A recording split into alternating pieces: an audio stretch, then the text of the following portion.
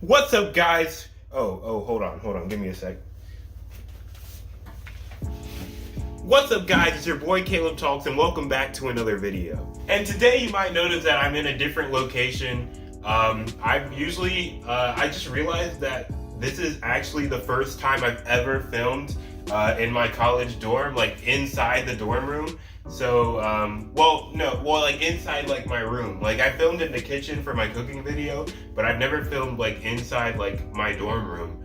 And so this is basically the inside of it. I'm not gonna show you it because it's messy, and I'm actually glad like the camera doesn't focus on the messiness other than my unmade bed. But we out here today and we're gonna do another video, so let's get into it. I said let's get into it, but obviously I have to delay because I have an announcement to make. So basically I haven't been uploading in a while, and it's mostly because I hate YouTube. I genuinely do. I mean, like, I like making YouTube videos and stuff like that, but I just hate the YouTube algorithm and how I just like can't get famous off of it. Like I realized, like after being on TikTok, so basically I'm on TikTok now. I announced this before, but Caleb Talks on TikTok, that's my at. And basically, it's so much better and it's so much easier to get famous. On YouTube, it just sucks. Like it genuinely sucks, and you cannot get famous. And so I've just kind of been deprived of that. But I'm still making YouTube videos. I don't know, man. I'm just feeling a different type of way. But anyway, okay, I tried to make that an easy transition, but it didn't work. But anyways, guys, in today's video, we're gonna be talking about something, you know, in the art of Valentine's Day. Even though it happened a week ago and I kind of missed it, I wanted to make a video then, but it obviously did not work. But anyways, in honor of the Valentine's Day being in the past, we need to talk about something very important to a lot of single people, which is the friend zone. So if you're a channel champion, you absolutely know what I'm coming from, and you've actually seen my friend zone video that I made in the past.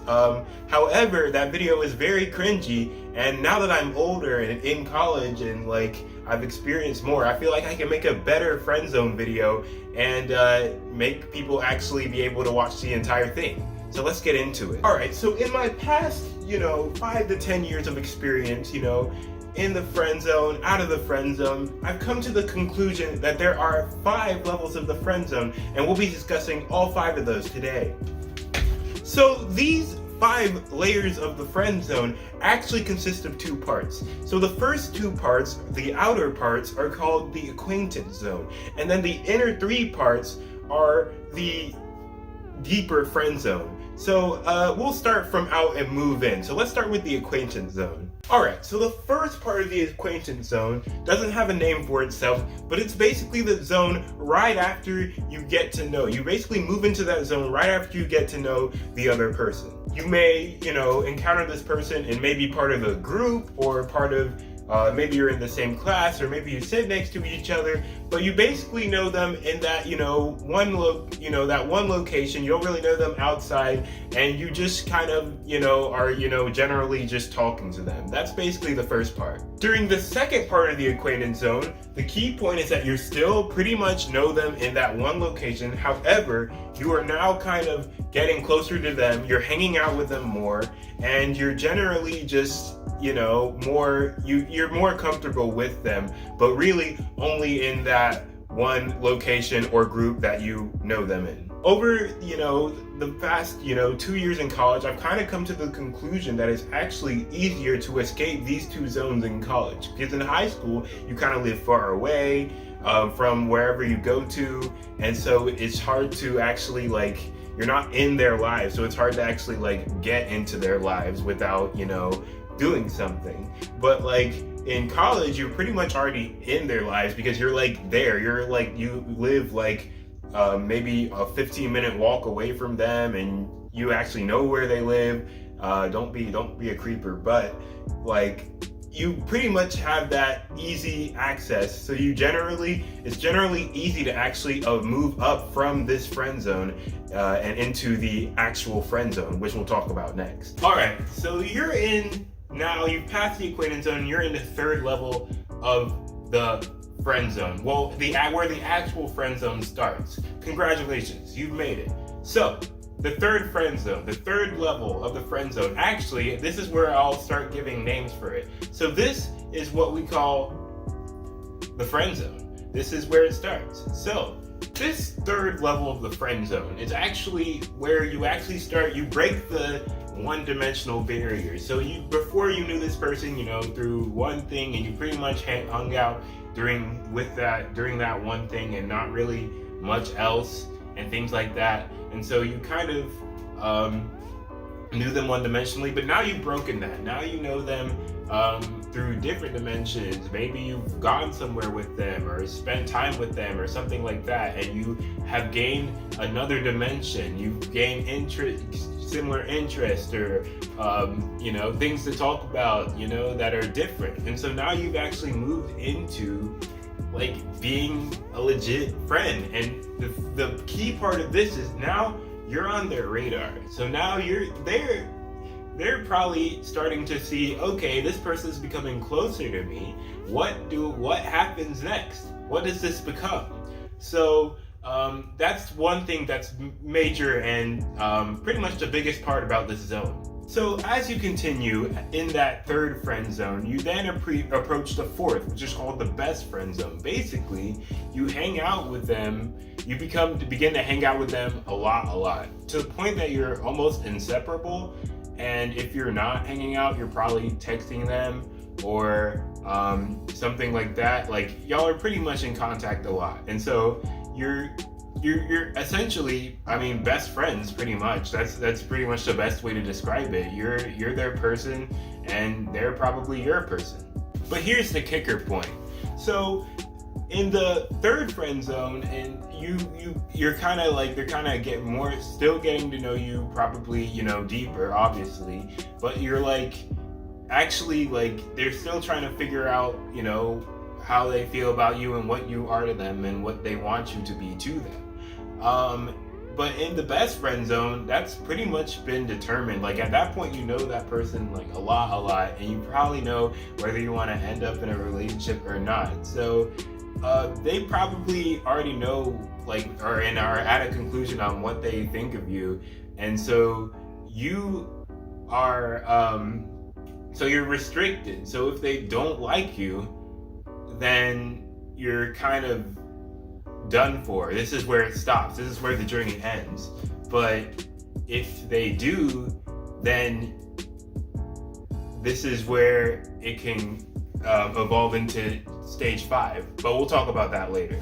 But the struggle is you don't know what to do. You a lot of times you don't, because you have to play your actions carefully, because you don't know how they feel about you. And so I have no experience on this. I've rarely ever been in this situation. I was in a situation once, and I played it by not telling them ever, but that was because I was pretty sure they didn't like me back. But see, that's what I'm talking about. You got to be careful. So it's definitely something. A lot of people, if you get any, I feel like if you have any inkling of, they might, like you back or whatever, then I say just go for it. And you should be good enough friends to, bounce back if it doesn't, from the awkwardness if it isn't like that. So, but again, I have no clue. I've never been in this situation. But anyways, let's talk about stage 5. Okay, so you've made it to stage 5. Congratulations, you've done it. You've made it to the more than friend zone. That's right, you're in a relationship with said person. Good job, you did it. Y'all both came to the conclusion, or you asked her out or whatever, and it worked out, and now you all are popping, and that's nice.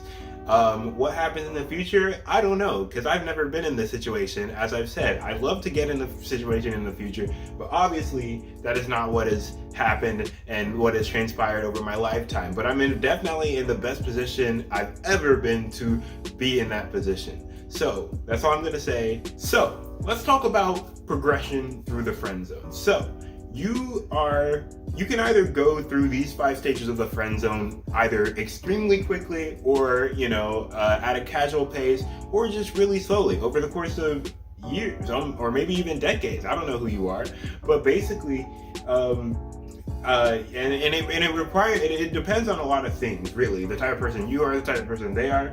But I think one of the biggest ways to kind of increase your speed and basically and on your part is basically to maximize your Chad coefficient. Now, what is the Chad coefficient? Well, let me tell you. So we all know who that Chad guy is, you know, stereotypically white, sure, we can talk about that, but basically he's a guy with confidence, and he's a guy who will get what he wants, essentially. So I mean, I'm not trying to be don't be like a douchebag or weird or creepy or whatever, but I'm saying you've gotta definitely come in with confidence, and you've definitely gotta come in with, being proactive and not reactive. You're not trying to, if you pursue them, well, not sit to the point of simp level, obviously. Don't be a simp, but I'm saying that you've gotta go out there, get out there, and then, talk to them and, spark that. You can't just wait for it all to just happen to you. You gotta get at it and go at it. So, and you've gotta be confident in yourself. You've gotta have good self-esteem, and you've gotta have a direction. You've gotta have an end goal. What do you want out of this? And if it doesn't work, then what's next? You can't be hung up on one thing. So, I mean, that's pretty much it. That's the Chad coefficient. And I feel like that will make your path through the friend zone quite expedient, and you'll find out, what's popping and what's not. But without further ado, that pretty much brings us to the end of our friend zone talk. I hope you've felt like this is informative or helpful in any way. I mean, again, I don't really have that much experience in the later zones. However, I've watched a lot, I've seen a lot, and I guess, I've kind of analyzed. But if you think I'm talking absolute garbage and I don't know anything, please let me know. And let me know in the comments what you think. If you thought it was very informative, let me know in the comments. Basically, it all happens in the comment section. You know what I mean? But subscribe, hit the notifications, all that stuff that YouTubers tell you to do. Please, we need it, because YouTube you can't get popular on YouTube, and I hate it.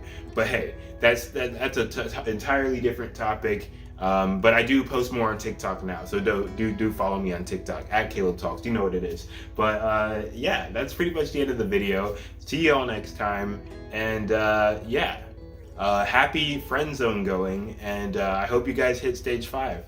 And I hope you guys hope that for me. But yeah, that's it. Goodbye.